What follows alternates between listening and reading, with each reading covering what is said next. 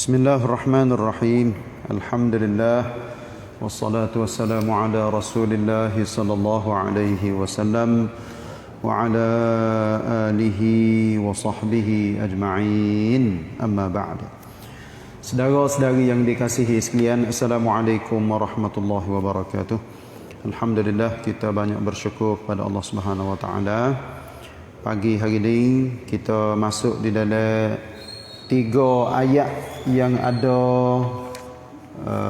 sebab turun ayat mula-mula di ayat yang ke-50 di dalam suratul Isra yang Allah Taala firman-Nya, A'udzubillahi minasyaitonir rajim, qul ud'u alladhina za'amtum min dunihi fala yamlikuna kashfadh-dhurri 'ankum wala tahwila.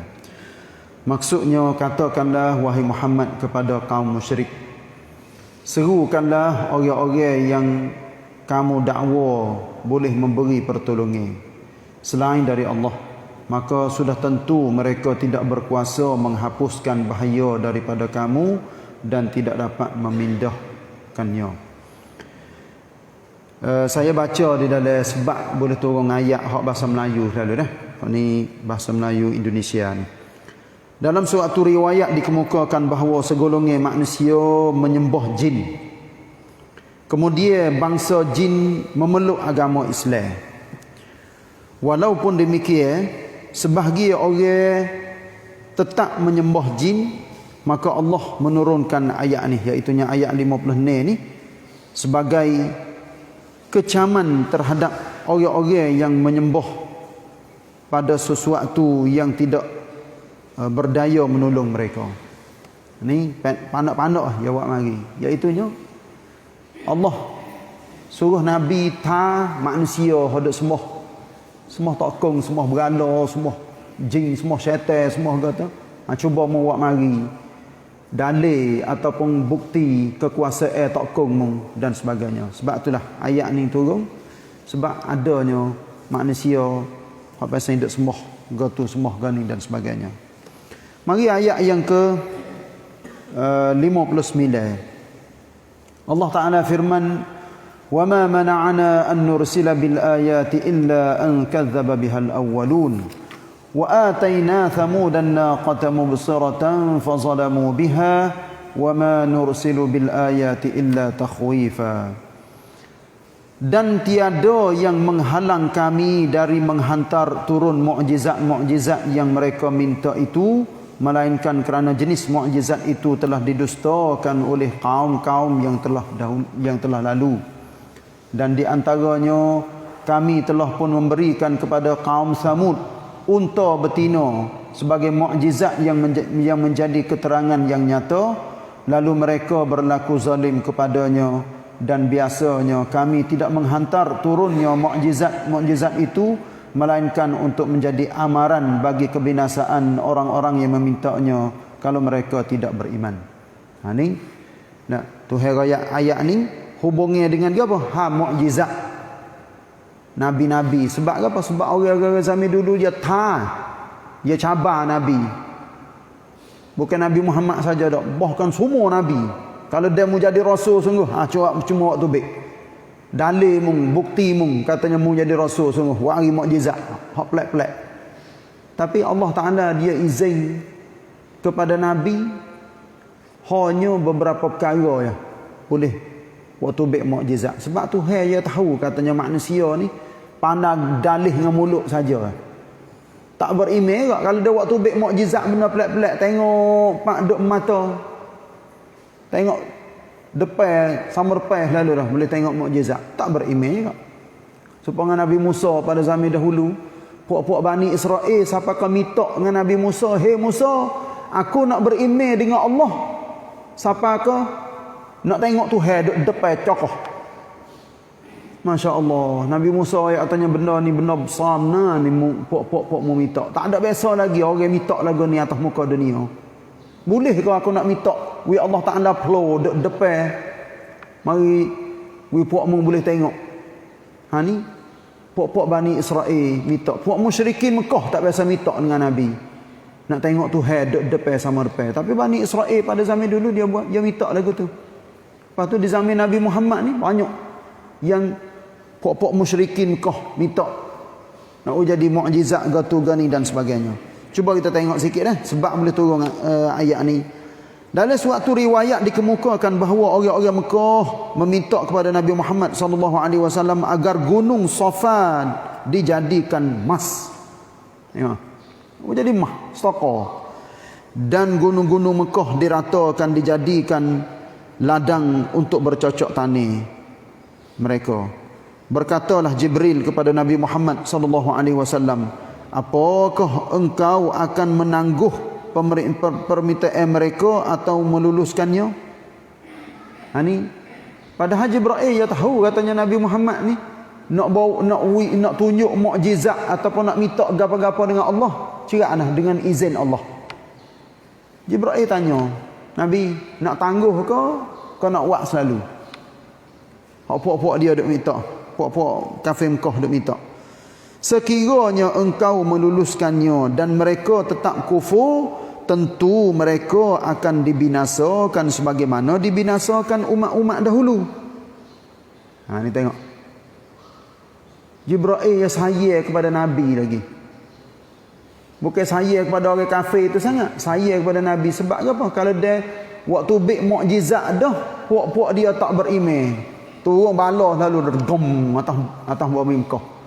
Tapi Tuhan dia janji dengan Quran, wa ma kana Allahu liyu'adzibahum wa anta fihim wa ma kana Allahu mu'adzibahum wa hum yastaghfirun.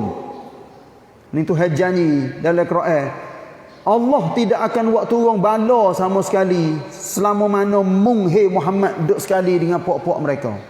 Maknanya kalau dia Tuhan buat turun bala, turun habis. Tak ada kira nabi orang baik orang apa mati habis. So lagi Tuhan jinjan kepada umat seluruh dunia.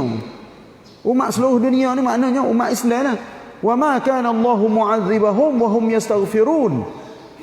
Allah tidak akan azab ataupun waktu turun bala sama sekali selama mana orang itu duduk istighfar lagi. Duk ada lagi astagfirullah, astagfirullah, astagfirullah. Duk taubat, duk teriak, duk doa, duk semaya tahajud. InsyaAllah Tuhan tak buat turun bala.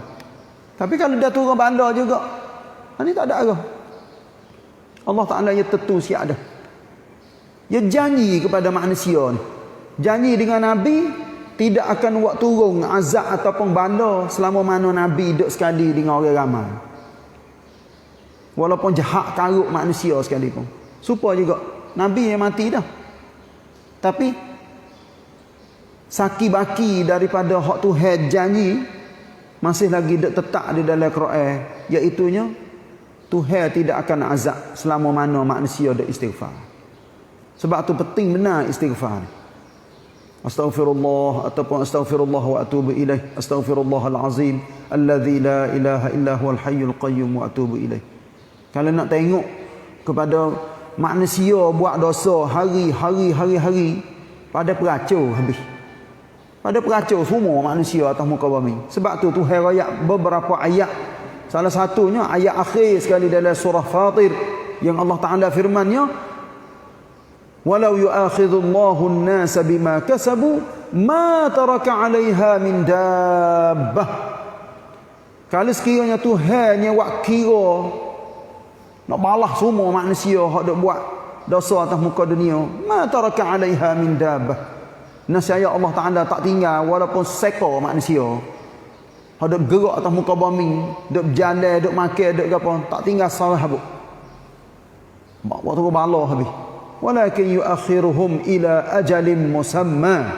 Tetapi Allah Taala pelewat lagi, lagi peluang sampai ke masa tertentu.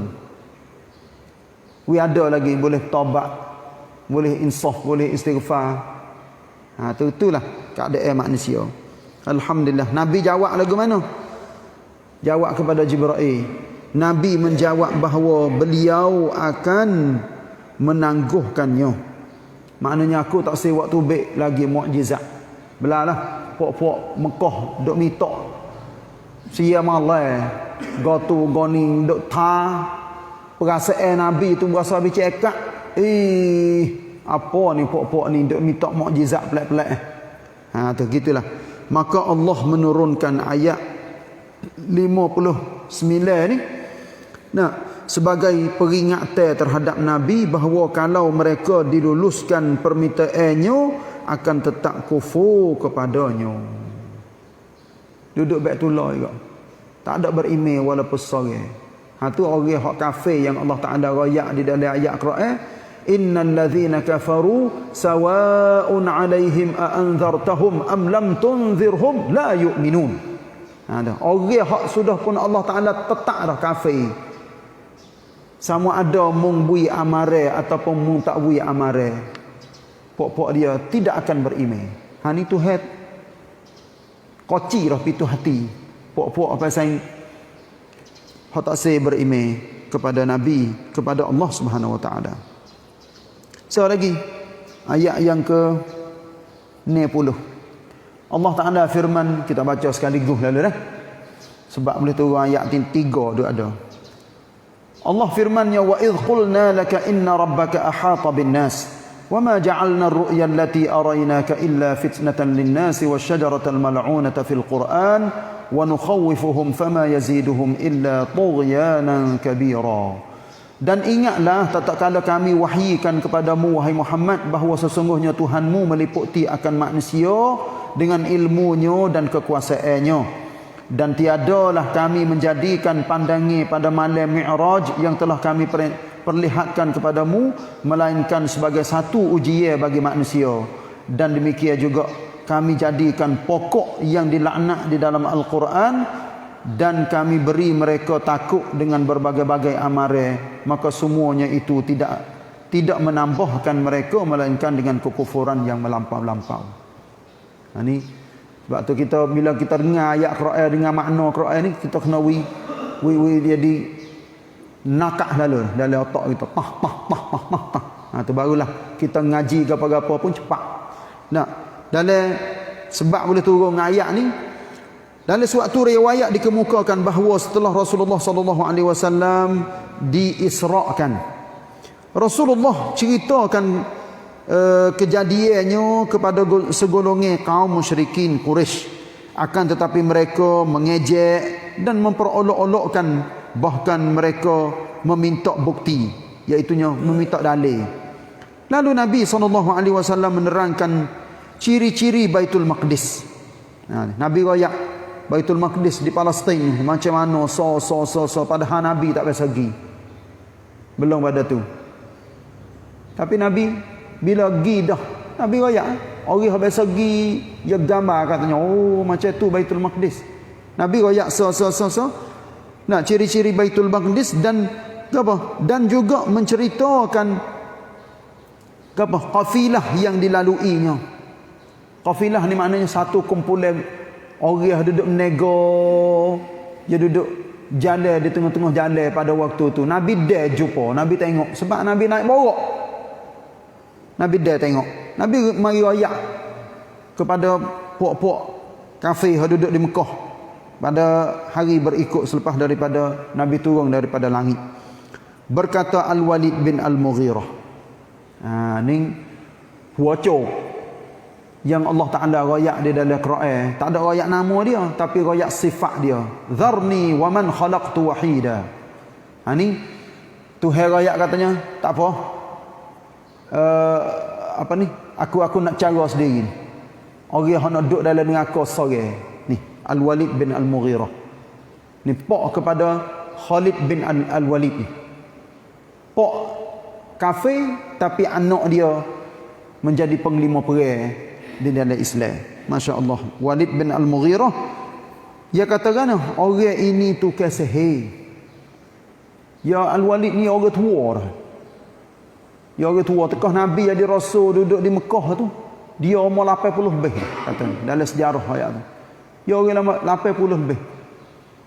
Lepas tu orang Mekah pakat dengar dia belakang. Lepas tu setengah-setengah riwayat katanya dialah Perataan Sapa. Jadi orang kena dengar dia. Dia lari gapo orang, lari orang tak siwi kecek, orang kena dengar. Mu tak sakecek munduk dia. Orang kena duduk dia. Ni Al-Walid. Dia Perataan Sapa. Dia katakan, dia kata kepada Nabi, mung ini adalah tukar sihir. Maka Allah menurunkan ayat tersebut di atas di atas ni ayat ni yang menjelaskan bahawa peristiwa tersebut sebagai ujian bagi manusia. Ujian lagu mana? Nak berimej ke kau tak say berimej? Sebab itulah peristiwa Isra' Mi'raj ni ada sebahagian orang yang kafir. Tak boleh terima. Rab maidai. Apa ni Muhammad? Mu naik langit turun mari dalam masa semalam Mei tulah.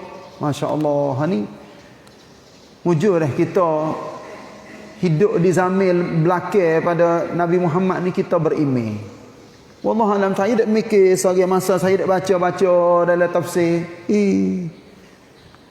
Kalu saja ni, kalu. Kita duduk di zaman Nabi, kena Tuhan atur kita pasal tak berimej kepada Nabi. Walaupun duduk tengok Nabi depan sama depan, tengok sahabat penuh. Tapi orang ada Tuhan katuk pintu hati ni. Walaupun benar hak cerak-cerak duduk depan Nabi tak biasa kecek bohong. Tapi dengan sebab otak ni rap maidai. Sebab itulah berimej dengan Quran, berimej dengan benda-benda hak ada dalam Quran ni. Nah, hak Allah Taala royak bukan semestinya boleh tapisud, bukan. Sebab tu Tuhan royak dalam ayat Quran mula-mula sekali lepas pada Fatihah suratul Baqarah, "Dzalikal kitabu la raiba fihi hudan lil muttaqin alladzina yu'minuna bil ghaib." Ni Tuhan royak. Alladzina yu'minuna bil ghaib. Tuhan royak mula-mula hak Quran. Quran ni tidak ada sebagai syok. Tak ada was-was walaupun sikit. Hudan lil muttaqin. Sebagai petunjuk bagi orang-orang yang bertakwa. Siapa tu orang bertakwa? Alladzina yu'minuna bil ghaib. Orang yang berimej dengan benda gaib. Benda gaib ni benda hak tak ada telitah dalam otak. Ataupun benda tu telitah dalam hati, dalam otak tapi tak boleh tengok cerak dengan mata. Sebab itulah kita berimej dengan benda gaib ni adalah satu yang panggil satu tunjang besar kita berimej dalam Islam. Kalau nak boleh tengok, boleh tapisud belakang gotu ganing dalam Islam ni sebahagian besar benda-benda gaib yang Allah Taala sengaja katuk rahsia tak buka kepada manusia. Tapi yang nak buka bila tu? Buka selepas daripada mati, lebih-lebih lagi buka ketika manusia berada di akhirat sikit lagi. Itulah. Nah, untuk 3 ayat lepas pada ni ayat yang ke-61 insya-Allah hubungi dengan Nabi Adam ni panjang cerita. Lepas tu bila sebut Nabi Adam, sebutlah syaitan yang sentiasa nak tipu manusia. Wallahu a'lam, sallallahu ala nabiyyina Muhammad wa ala alihi wa sahbihi wasallam. Wassalamualaikum warahmatullahi wabarakatuh.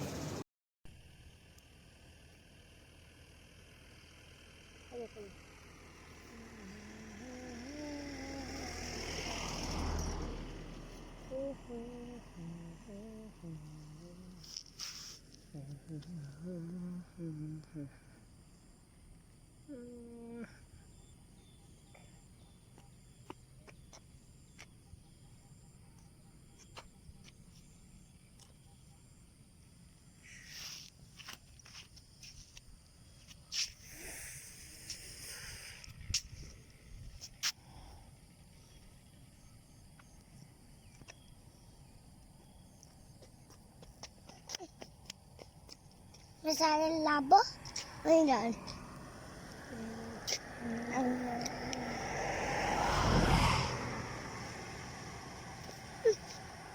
Ini sih.